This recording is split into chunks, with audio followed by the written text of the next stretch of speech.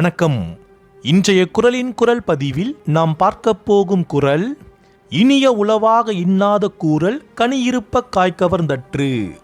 அதாவது, மனதிற்கு இன்பம் தரும் சொற்கள் இருக்க அவற்றை விட்டுவிட்டு துன்பம் தரும் சொற்களை கூறுவது நல்ல பழம் இருக்க நச்சுக்காயை உண்பது போலாகும். நம்முடைய வள்ளுவர் தொகுத்த திருக்குறள் தொகுப்புல இது 100வது திருக்குறள் மட்டும் இல்ல, நம்முடைய வாழ்க்கைக்கு 100% பொருந்தக்கூடிய ஒரு திருக்குறள்.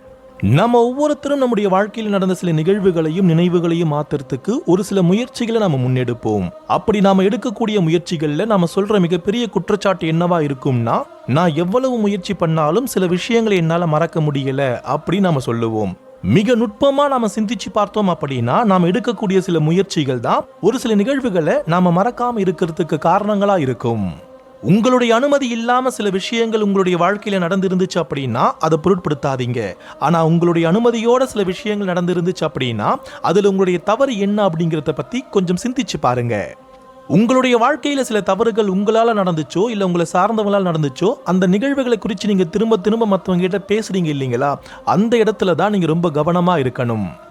நமக்கு நடந்த மிக மோசமான நிகழ்வுகளை நாம மற்றவங்க கிட்ட சொல்றது மூலியமா அந்த நிகழ்வுகள் இன்னும் ஆழமா நம்முடைய ஆழ் மனசுல போகும். அப்படின்னா நம்முடைய கஷ்டத்தை, கவலையை, நம்முடைய மன அழுத்தத்தை யார்கிட்டையும் சொல்லக்கூடாதா? சொல்லலாம், தவறு இல்லை. ஆனா சொல்லிக்கிட்டே இருக்கக்கூடாது. சில நேரங்கள்ல நம்முடைய ஆதங்கத்தை மற்றவங்க கிட்ட பகிர்த்து மூலியமா நமக்கு நம்முடைய மனம் இலகுவாகும். ஆனா நாம ஆதங்கத்தை மட்டுமே சொல்றோம் அப்படின்னா அதனால நம்முடைய ஆழ்மனம் பாதிப்படையும். நம்முடைய வாழ்க்கையில எது நடந்திருந்தாலும் நாம தீர்வை நோக்கி தான் நகரணுமே தவிர தீவிர பிரச்சனையை நோக்கி நகரக்கூடாது.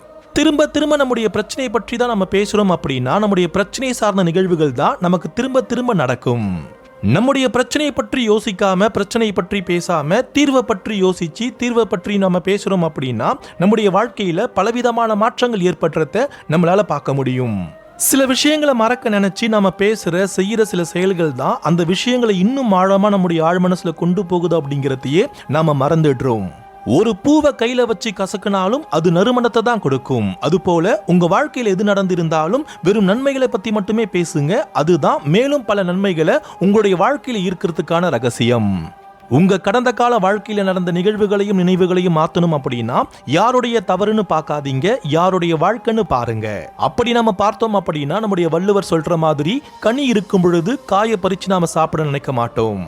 இந்த மிகப்பெரிய ரகசியத்தை நமக்கு உணர்த்ததுக்காக தான் நம்முடைய வள்ளுவர் இனிய உளவாக இன்னாத கூறல் கனி இருப்ப காய் கவர்ந்தற்று அப்படின்னு மிகப்பெரிய ஒரு ரகசியத்தை நமக்காக கொடுத்திருக்கிறாரு. அதாவது, மனதிற்கு இன்பம் தரும் சொற்கள் இருக்க அவற்றை விட்டுவிட்டு துன்பம் தரும் சொற்களை கூறுவது நல்ல பழம் இருக்க நச்சுக்காயை உண்பது போலாகும். உங்களுடைய தனிமையில இந்த சிந்தனைகளை திரும்பவும் சிந்திச்சு பாருங்க. இன்னும் நிறைய காரியங்கள் உங்களுக்கு விளங்க ஆரம்பிக்கும். உங்கள் வாழ்வில் நலமும் பலமும் பெருகட்டும். நன்றிகள்.